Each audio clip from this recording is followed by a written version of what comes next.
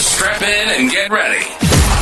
The leaders in AFL Supercoach are incoming, helping you win your leagues and climb up the rankings. You're now listening to the Insight AFL Show with your hosts, Big Horse and Skitty.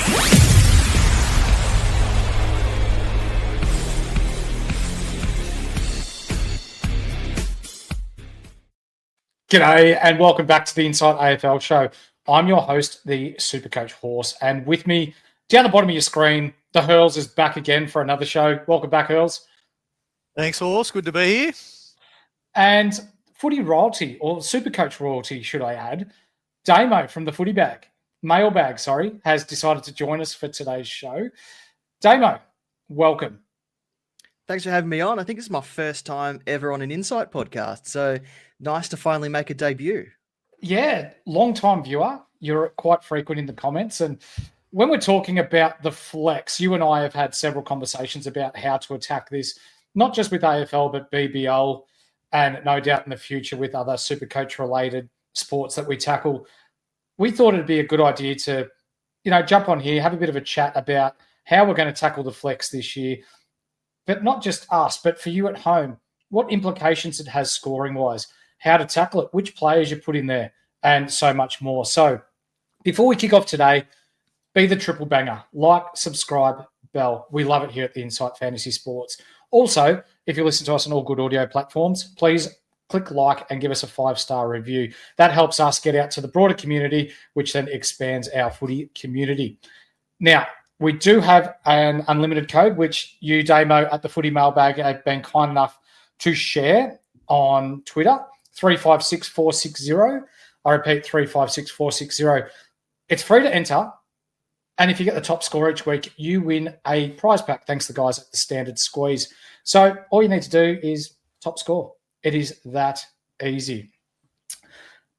Now, we've got other stuff that we could talk about, but we want to keep today's episode to roughly around 20 minutes because the flex position, Damo, I'll start with you. It's a new position with AFL Supercoach.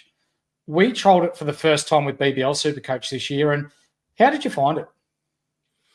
I found that the tactics evolved as the season progressed through those 9 weeks, to the point where people were kind of using it as an extra on-field position for a more lucrative point-scoring position. So, like the wicketkeeper position, there wasn't a standout guy there. So that's where people would put just any old player that wasn't playing and dip their hand into another bowler or batter that was going a bit better. Yeah, spot on. For those of you that played BBL, for those that were fading the wicketkeeper position, we're looking at the likes of Jake Doran, who didn't play for the Hobart Hurricanes. He played 1 or 2 games. Sammy Harper, who did sweet FA for the season as well, and then looking to use that as almost a fade position in order to fill your other spots on field to try and maximise your scoring. So, Hurls, you had a bit of a crack with the BBL. Did you try that strategy, or were you looking to still utilise as many point-scoring opportunities on field as possible? No, I didn't fade the keeper, although you could argue some weeks it was just like a fade when they score 6 or 7 or something like that. But I tried to maximise every position, and I think that's probably how I'll go about AFL as well. I think there is some differences between BBL and AFL, and in the AFL comp, it is a goal to get full primo by roughly after the bye. And I think how you use the flex to help you get there, but also once you're there, will be really interesting this year. And I think it does add a little bit of strategy to the game that wasn't there last year. So looking forward to it. 100%. So we see here on the share screen at the moment, you select your 23rd player from any position. So it can be defender, midfield, ruck, or forward as your flex player. Your starting lineup will now consist of 23 players. Your team will score points from your best 22, which means you could potentially take a risk in other areas. And if that person pops off, then awesome, you get that score. But then if they also shit the bed and score your 20 and everyone else scores, say, over 70, then that score drops out. So it could work really well for someone with a high ceiling but also a low floor. The flex provides additional cover and strategies to this year's Supercoach. So it is something that we haven't seen before. Damo, I'll start with you. Does the flex from the start influence your overall strategy on how you're tackling Supercoach this year? Not as much as I thought it would. I'm Okay. still trying to work out who I'm putting there, and at the moment, I've gone for Sean Darcy just purely because if or when he gets injured, I'm not restricted in who I replace him with. Whereas if I put someone there that was a rookie priced or a mid pricer, I'm restricted to that price point. Whereas I'm going to find someone who's easily replaceable at that 500K mark more than I'm going to find someone who's able to replace a 250K player like a Matt Flynn. Yeah, very good point. You talk at the 250K point, you've got the likes of Matt Flynn, Josh Sin, Caleb Daniel, who'll be a staple in our forward lines. But you're right, if you pick that player around 500K, you've got so many ways that you can go, whether it's 20, 30K up or 20, 30K down into the likes of your Will Days or your Ashcrofts, your Peatlings even, if you wanted to have a gamble through the midfield. Callum Mills even in defence. So there's plenty of ways you can go there. Hurls, picking an early buy player in your flex, that's been thrown around the community a little bit to start. Does this make sense to you, or would you wanting to be trying to find your best, I guess, team right from the start? It has a consideration for me, but I don't mind whether I put it in the flex or in its normal position. So, for example, let's say you like Zach Merritt. Zach Merritt's got an early buy. Whether he's midfield or whether he's in the flex isn't the consideration for me. It's making me think about, could I potentially start one or two of these early buy players because best 18 is in so early. So you got round 2, 3, and 4 with best 18, which means, logically we have more starting rookies early in the season because the best rookies play early. And That's so right. you've got your draft picks, etc., who are available to you. And so rather than best 18, it really does become best 24, 25, if you like, with loops and all these kinds of fun things you can do if you do have some of these early buy players. So I think to smooth out some of the later buys, and because I've got the flex option where one score drops out, I might err on the side of maybe 2 early buy premiums that I didn't last year, that's for sure. Last year I avoided all of them, and I think this year I might start 1 or 2. Yeah, nice. I like your thinking. Damo, you've already spoken about starting Sean Darcy in your flex. So I do have a question for you. With your starting flex strategy, boosting cash gen, 3 primo rucks, which is something I like and I know you like as well, or a dual position player, can you rank them in order for me as to which way you're thinking this year of using the flex? Because we do know that getting to that magical $14 million mark is around about the price where your team is full of primos.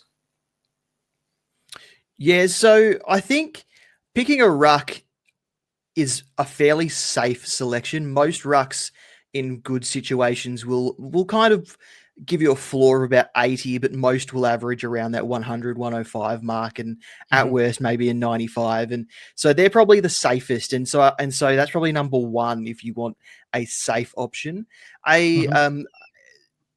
A cash generating rookie in that position is probably number 2, but it would depend on the rest of the structure of your team, because you don't want to, miss out on cash generation. But if for whatever reason someone isn't comfortable or doesn't quite understand the economical points of Supercoach and struggles with, cashing out at the top of a rookie or whatever, it gives you another option, gives you another kind of money-making option in that flex position that may not be offering you the extra points, but is offering you the extra cash. And then as the season progresses, your tactics can then change. And then the third one, well, dual position, your flex can be any player in any position. So it doesn't matter if they're dual position or not. You can flex anyone into there and then put them back into that position. So I don't think a dual position player in your flex is as vital. But yeah, so that's why DPP is at number 3. Yeah, nice. So as we can see here, as Damo just pointed out, and for those of you listening on all audio, you can put Sam Flanders in there if you want. We'll go to the flex. You can put Bont in there. You can put Max in there. It doesn't really matter. It can be any position anywhere on the ground. Your DPP, with the way the new trading scheme or system has worked or is being worked into the Supercoach this year, you can actually make multiple moves at once to change people around on field. So in regards to having a DPP, I'm with you. It's not absolutely vital in the flex if you've got DPP options elsewhere to be able to maneuver around your field in order to maximize your best 23 on field. So you bring up a pretty good point there. Horse, can Hurls, I add a contrary view? Yeah. And this is more probably for later in the year. I don't think I agree with you both. Early in the year, the multi-position probably doesn't matter. But when we start to get into the unreliable rookies and we're looking at not having, like last year, for example, and this doesn't count as unreliable, but injured. I carried Zach Reed all year as my D9. He just sat in that spot. I looped him where I could, etc. But the more of those kind of rookies that we get, or a rookie comes in for two, we jump on them and then they're out, and you're trying to upgrade your team, etc. I think DPP could work then, because if you can cover, say, for example, you've got a premium that's got 2 lines that they can cover, you might be able to swing blokes through different lines and have a lot of flexibility and options with how you structure up your best 23. So I think then it could matter. But then there's the contrary view to that's where you want your highest scorers, and rucks are really going to come to their own in the high score. So this is where I think it will get really fascinating post buys. I think early in the year it's not as valuable, but late in the year there's going to be some different strategies that separate people. Yeah, Hurls brings up a really good point. Like, how it would work with your starting team might be totally different to how you use it with your finished team.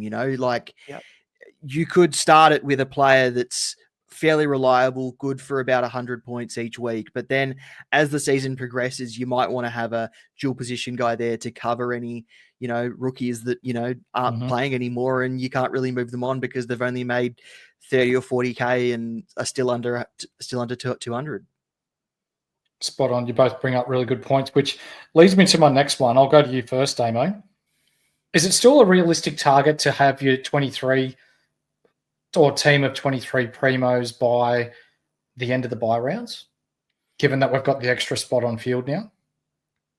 I think it is realistic as long as everything pans out the way that people expect. But I also expect people to perhaps upgrade their flex position before they upgrade maybe the 6th on-field forward position, because you probably want because in your flex position, you can have 110 averaging mid, whereas the 6th best forward might only be averaging 80, 85, 90. And, so people might leave F6 to be a guy with a high ceiling and might go for a guy like a Jeremy Cameron who plays Richmond twice, or a Jacob Van Rooyen who could potentially go off the chain against a few bottom end teams and go 140s, but also has a low floor of about 60. Like, I think the flex position is where people might sort of exploit that and use it to get a 9th midfielder or a 7th premium defender or something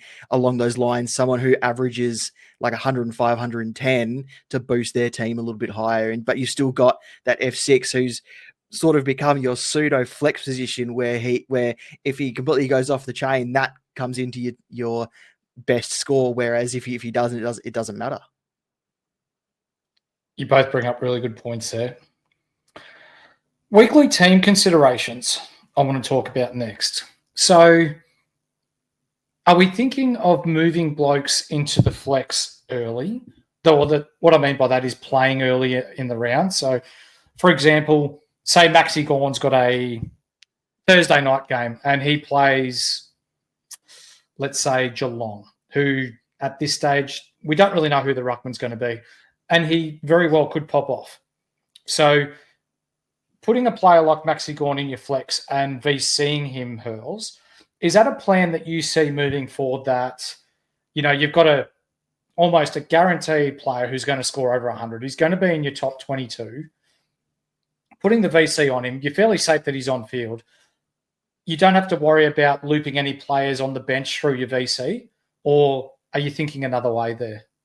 Yeah, I am thinking of that. I think there's a couple of things for people to be aware of. And because there isn't a bench for your flex, that makes I guess, some risk, because let's say you are having, like, you've got Max Gawn in there at the moment. Let's change the scenario. He's playing on Sunday. If he's a laid out, I'll just and pick a random team.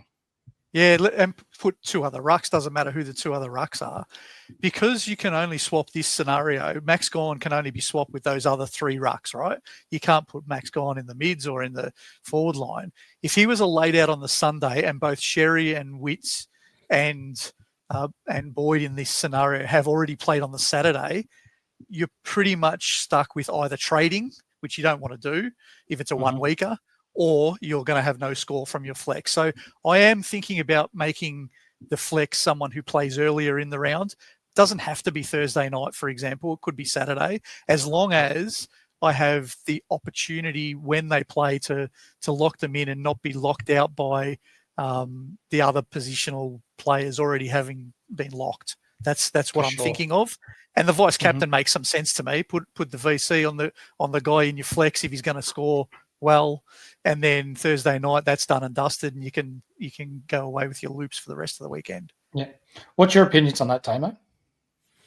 Yeah, VC makes sense, but you can't use it for your captain's loophole. As Hurls said, there's no bench that interacts with the flex position, aside from if you change it, earlier in the round. So if you choose to put your C there, your VC doesn't actually get doubled from higher up on the field. So it just uses your other 22 scores as actual playing players, and your VC score doesn't get doubled. So using your flex for your vice captain makes a lot of sense, but it's not going to work if you're going to use it for captain's loophole. Absolutely not. You don't want to get caught out with your flex player being your 20th scoring player on field, and you end up doubling your 35, which gives you a 70 when your VC's just gone for 130 and you've stuffed that up. So very good points that you blokes bring up there. Before we finish, I want to ask you first, Hurls, and I'll go to you, Damo. Do you think this is a step in the right direction for Supercoach, Hurls? And do you think this adds an element or a further element of strategy to Supercoach this year? Yeah, I think it does. And I think it's a good move. I think, the guys at Supercoach do a great job, and they're always thinking about how can we make enhancements that cater for the serious players. And, we're on a podcast, so I consider us serious, and the people listening to us probably are serious players. But you've also got to remember that we're trying to cater for everybody to be involved longer. And so, if people who are casual players after round one, they've had a score of 10, stuffed up their total score, and they fall behind, they can drop off really quickly. So I think anything that helps to keep people interested longer and thinking about strategy longer is a good thing, in my opinion. Damo? Yeah, just echoing what Hurls has said. At first, I wasn't totally enamored with the idea of a flex position because I wasn't entirely sure how that would affect, salary cap and how we would afford an extra player. But I think they've adjusted the prices really well. It's brought an extra tactic into starting teams, and we're seeing probably the most different starting teams that we've seen in ages. Like, you would go community to community and you would see almost the same players on every line. But now with that flex position, you're now seeing people kind of adjusting that in different ways across their entire squad. So it's also bringing a bit of extra tactic, a bit of extra thought, a bit of extra... People are probably looking around more on how they can use their team and how they can structure their team. So it's meaning that there is no right or wrong answer to start your team, and there is a bit of a safety net for taking a bit of an extra risk as well. 100%. Ladies and gentlemen, that's going to... Can we just touch on... Can we touch on, before we close off, can we touch on the 3-ruck strategy? Because I think it's fascinating, and I want to just do a bit of a pros and cons. Like, I think everyone knows the pros, and so some out there might be not aware, though, of some of the limitations that the 3-ruck strategy is going to bring. And just to put it out there, I'm toying with the idea of a 3-ruck strategy, so I like it. I think it's a good way early in the season to get max points. We know rucks score really well, and so to be able to have 3 of them in your team is a really good thing. The one thing I do want people to be just cognizant of, and this might might or might not happen. And the fact that we've got Boyd maybe playing for St Kilda all year is a real advantage, because if you have in this scenario, Max Gawn's in your flex, you got Sherry and you got Darcy, then you got Boyd on the bench. The 1 week injury to your ruckman mean you just got to be a little bit careful, because you're still limited by what you can do if you don't have a bench replacement in your ruck line. Now, like I said, Boyd might save us this year. If Boyd plays at 99K, this is probably something you can cover, because if Darcy was out for 1 week in round 2, Boyd can come on. You still get Sherry, Gawn, and Boyd scores, right? So you're still getting 3 ruck scores. However, though, we don't have a rookie ruck on the team, so like last year where we all played R3 as a sort of loophole player and he never played. If that was the case and you had a 1 week injury to Darcy, I think that's where the 3 primo rucks gets a little dicey, because you've now only got 2 ruckmen scoring. Do you still then have to trade that Sean Darcy for 1 week, or do you want to hold him? And, are you okay if it's 1 week, but maybe not for 2?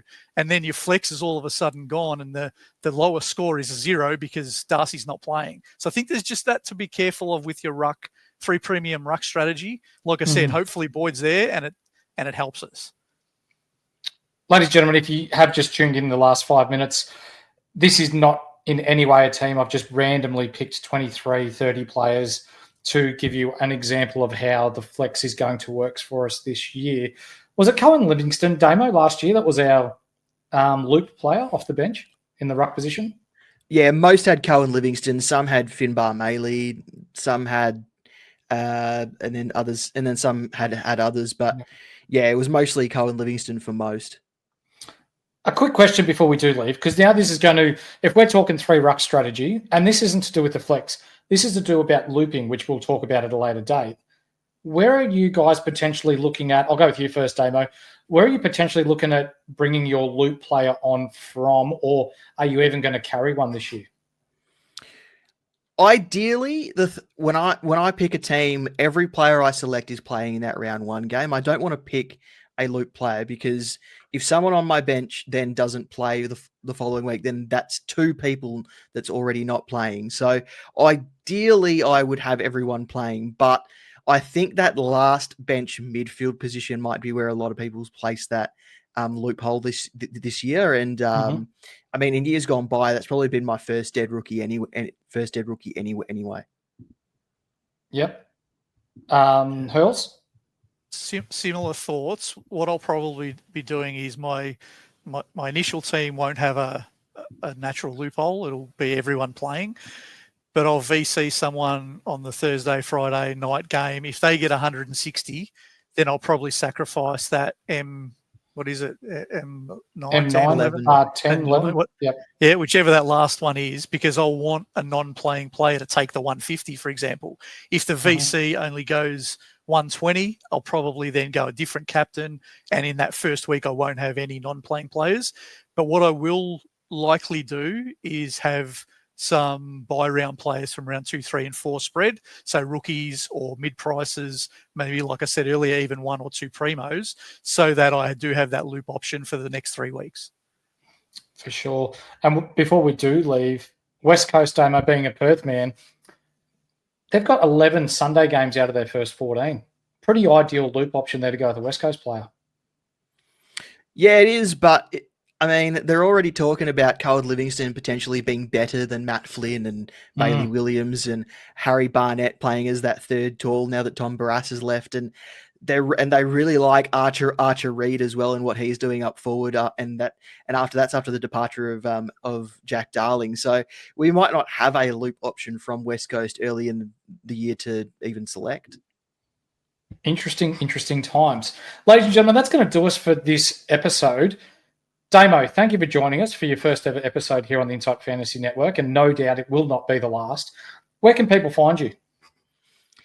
Just go to thefootymailbag.net and all the links to all of our social medias, my personal one, Clarkey, who's my co-host as well. All the links are on our website, and that's also got all of our podcasts and all of our written content that we do as well. Beautiful. And also, if you want to compete against Damo as well in our draft league this year, Damo is stepping up to be a part of the first ever Insight Fantasy Sports Draft League with AFL Supercoach. So if you want to compete against the likes of him and I, jump in. $50 buy-in, 70% for first, 20% for second, and 10% for third. What have you got to lose? Hurls, thank you for joining us again, mate. No worries, mate. Enjoyed it. I love the strategy of Supercoach. So these kind of discussions are really helpful, and no doubt everyone out there is tinkering with their team. So hopefully you've got a tip or two that you can take from today. For sure. And for those of you that are interested in Hurls' content as well, he's put up a couple of articles on our Patreon as to your buy planning and your structures, which are free to read. In the description below, there's the link to our Patreon. Click on that, click AFL Supercoach, and there's some articles there for you to read free of charge. If you like what you read, it'll cost you a cup of coffee per month, $6 per month, to get all the up-to-date info, injuries, team advice. There is a taggers spreadsheet in there that Deadly has taken a fair while to put up with. It doesn't just nominate the tagger and the taggee. It's time spent with that player, the differential in points between when they were tagged to when they were not tagged. It's all available for you inside of our Patreon. So what have you got to lose? Ladies and gentlemen, that'll do us for today. On the horse, next to me is Damo. Over the other side's Hurls, and we'll see you next time. Cheers.